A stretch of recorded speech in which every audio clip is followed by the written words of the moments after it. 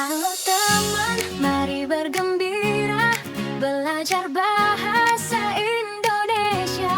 Bahasa indah, bahasa bangsa, bahasa kita jaya selamanya. Dari puisi hingga cerita, tanda baca juga tata bahasa. Mari bersama kita pahami, agar cerdas dalam menulis dan berbicara. Hai teman-teman pembelajar bahasa Indonesia. Pernah merasa kesulitan saat harus menulis yang isinya fakta, data, dan pendapat logis? Kita sering terpaku pada karangan naratif, padahal teks eksposisi itu kunci untuk berpikir kritis dan meyakinkan orang lain. Setelah video ini, kalian akan memahami struktur dan ciri-ciri teks eksposisi sehingga kalian bisa menyampaikan argumen berbasis fakta dengan jitu. Siap? Ayo kita mulai! Mari kita bongkar dulu. Apa sih teks eksposisi itu? Sederhananya, eksposisi adalah jenis tulisan yang bertujuan untuk menjelaskan, memaparkan, atau menerangkan suatu informasi agar pengetahuan pembaca bertambah.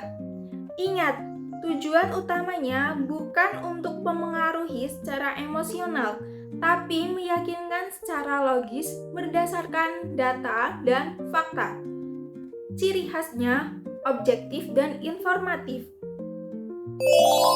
Agar tulisanmu terstruktur kuat, ada 3 struktur utama yang harus kalian pahami. Yang pertama, tesis atau pernyataan pendapat. Ini adalah inti utama tulisanmu. Pendapat atau sikap terhadap suatu isu. Posisikan tesis di awal paragraf pembuka. Contoh, penggunaan gawai berlebihan pada anak usia dini secara signifikan menghambat perkembangan sosial mereka. Yang kedua, rangkaian argumen. Ini adalah jantung eksposisi. Daftar pendukung tesismu berisi fakta, data statistik, hasil penelitian, atau contoh nyata yang logis. Setiap argumen harus disajikan dalam paragraf tersendiri.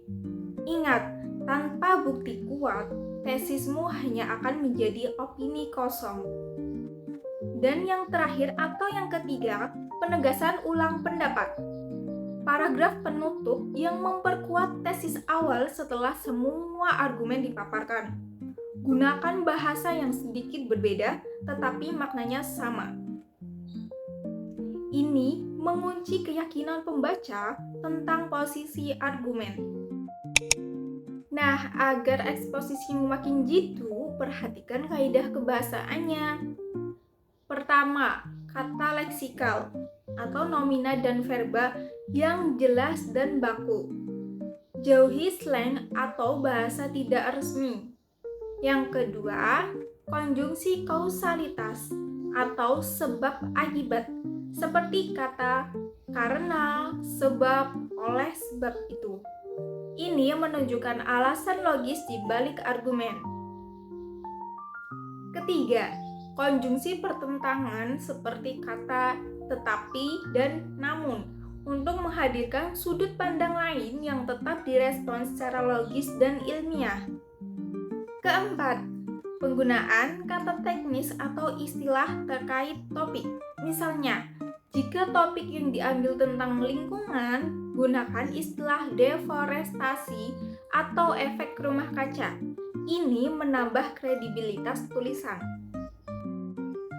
Teman-teman, argumen yang kuat tidak hanya butuh fakta yang bagus, tapi juga butuh jembatan logika yang menghubungkan fakta satu ke fakta lainnya. Jembatan ini adalah konjungsi atau kata penghubung.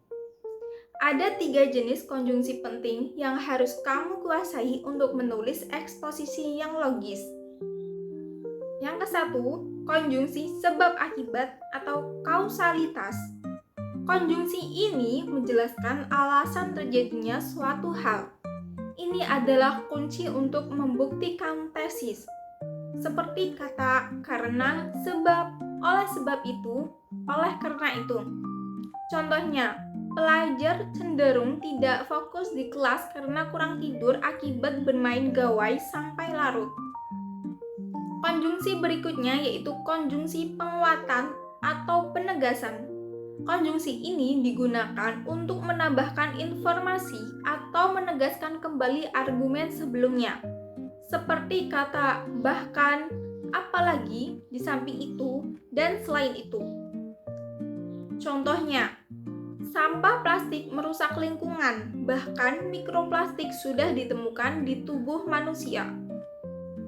Konjungsi terakhir yaitu konjungsi antar kalimat waktu dan simpulan.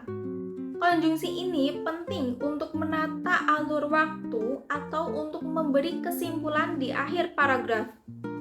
Seperti kata kemudian, setelah itu, jadi, dengan demikian. Contoh kalimat simpulan. Data menunjukkan penurunan minat baca. Dengan demikian, peran perpustakaan sekolah harus diperkuat. Ingat, penggunaan konjungsi yang tepat membuat tulisanmu mengalir rapi dan argumenmu tidak terputus-putus. Tulisan yang logis pasti meyakinkan. Nah, kita sudah pelajari kunci menulis eksposisi kuat. Antara lain, pahami tesis, perkuat dengan rangkaian argumen yang berbasis fakta, dan tutup dengan penegasan ulang. Selalu gunakan kaidah kebahasaan resmi dan sumber valid. Sekarang, coba tulis satu paragraf tesis tentang isu terkini dan tinggalkan di kolom komentar di bawah ya. Jika video ini membantu, jangan lupa like, subscribe, dan share ke teman-teman kamu. Sampai jumpa di video pembelajaran bahasa Indonesia berikutnya. Salam literasi.